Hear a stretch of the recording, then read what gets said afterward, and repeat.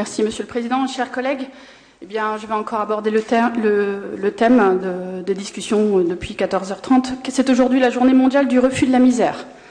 Comme chaque année, depuis 1987, des citoyens, des associations et des collectivités se mobilisent partout en France et dans le monde pour faire entendre la voix des plus démunis, pour créer du lien entre les personnes vivant dans la pauvreté ou non, et surtout pour casser les discriminations, les idées fausses et les nombreux préjugés.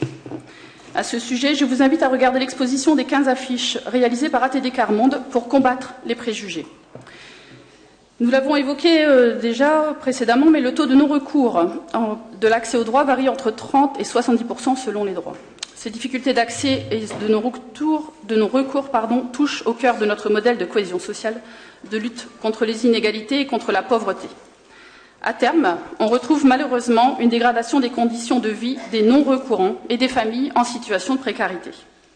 Nous avons évoqué également l'investissement des travailleurs sociaux du département, mais je placerai mon propos du point de vue de l'accompagnement des associations. Malheureusement, nous le savons bien, la capacité d'action des associations n'est pas illimitée et elle dépend des moyens budgétaires qui leur sont alloués. Depuis 2015, la majorité départementale a décidé de réduire l'aide aux structures qui agissent en direction des plus fragiles, et notamment le soutien aux associations caritatives, l'aide aux personnes sans domicile fixe, ou encore l'accompagnement social des ménages issus de l'immigration, par exemple.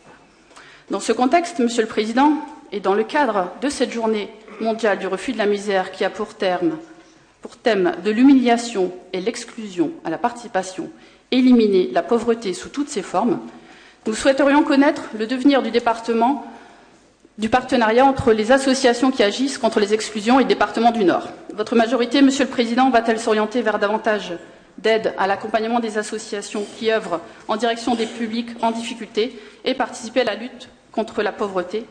Le département va-t-il renforcer l'aide aux associations de lutte contre les exclusions? Je vous remercie de votre attention.